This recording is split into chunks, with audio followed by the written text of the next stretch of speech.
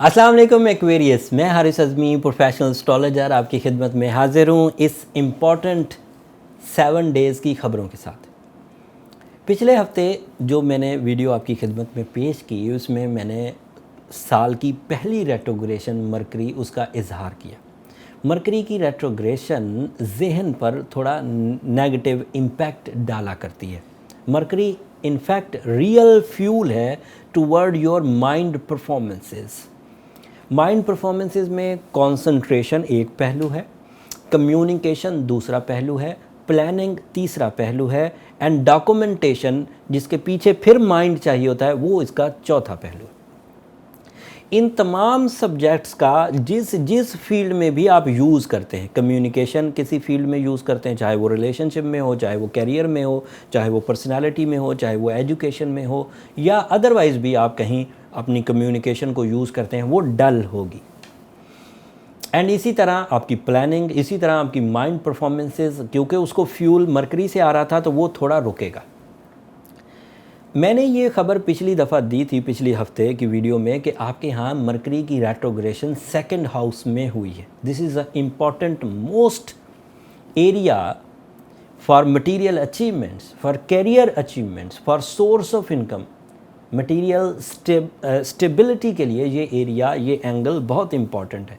यहाँ अगर mercury retrograde होता तो आपको ज़हनी उकताहट, मूड स्विंग्स, कम्युनिकेशन में लैकिंग, सामने वाले को आप इंस्पायर नहीं कर सकते थे।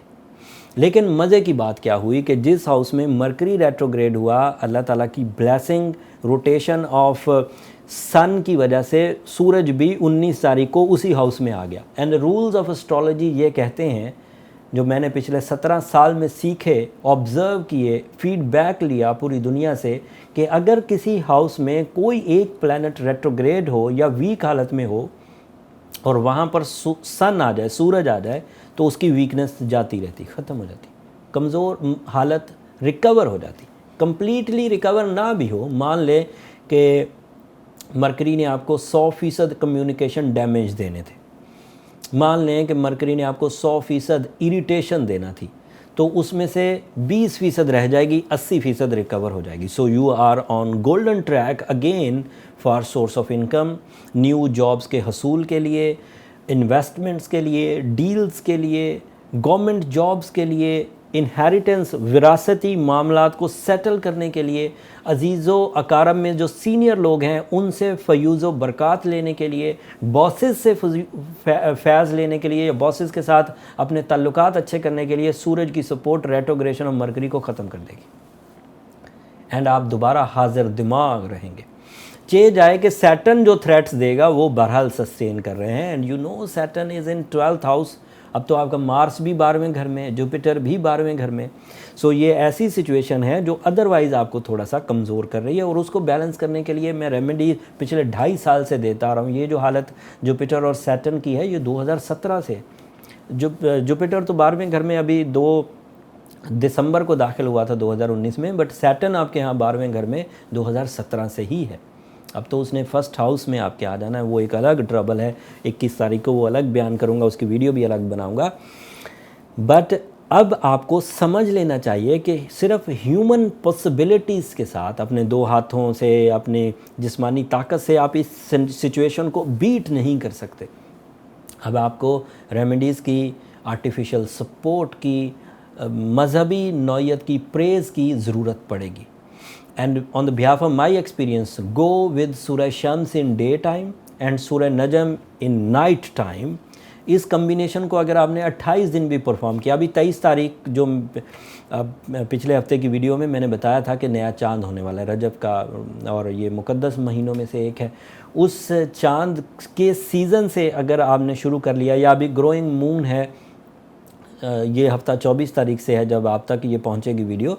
सो उस वक़्त भी अगर आपने सूरह शम्स दिन में और सूरह नजम रात में, और फिर आगे शौबान आएगा, फिर रमज़ान आएगा, अगर आप कंटिन्यू रखें तो 7.5 आपको कुछ नहीं कहेगी।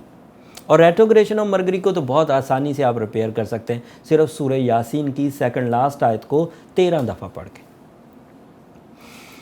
और 13 दफ़ा पढ़ने में अगर आपको ज़ुबानी याद हो एक्वेरियस, तो बामुश्किल 2 मिनट लगेंगे।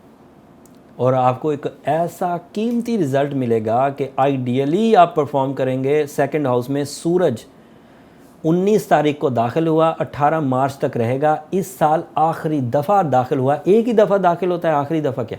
इस साल का सेकंड हाउस का जो फुल फ्यूल है वो आपको मुयस्सर है 19 तारीख से। कैरियर अचीवमेंट्स करनी है, जॉब हासिल करनी है, इन्वेस्टमेंट्स करनी है, किसी बिज़नेस का आगाज़ करना है, इवन अपने आप को रिपेयर करना है, नेगेटिविटी ऑफ 67 से बचाना है, सेहत के क्राइसिस को दूर करना है, नाराज़गियों को ख़त्म करना है, अपनी इज़्ज़त को बहाल करना है, अपने मिशंस को फुलफ़िल करना है, तो सन की सपोर्ट इंतहाई अंदाज से आपके पास मुयस्सर है। कैप्रिकॉर्नी ये एक्वेरियस स्टूडेंट्स के लिए जो तालीमी सरगर्मियाँ मांद पड़ सकती थी due to retrogression of mercury, वो भी सूरज की सपोर्ट से रिपेयर हो जाएंगी and they are on track. उनको कोई मुश्किल नहीं होगी, वो स्ट्रेट ही चलेंगे, पूरी तनदही से परफॉर्म करेंगे। ये इस हफ्ते की इन्फॉर्मेशन सी एक्वेरियस, मैंने उसमें रेमेडीज़ भी दी, आपको उसकी तफसील भी बयान की। उम्मीद है आपको पसंद आई होगी।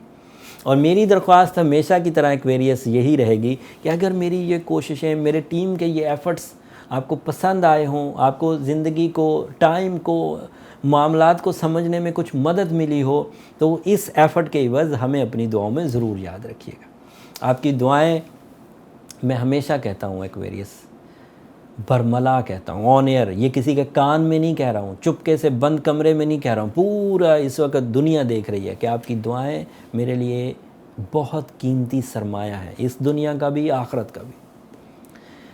अगले हफ्ते कुछ और इवेंट्स आएंगे। अगला हफ्ता जो मार्च के पहले वीक को मैं कह रहा हूँ, उसमें जो इवेंट्स आएंगे वो तफसील से बयान करूँगा। इस हफ्ते की वीडियो को मैंने थोड़ा शॉर्ट किया क्योंकि ये पिछले ही हफ्ते का तसलसल था।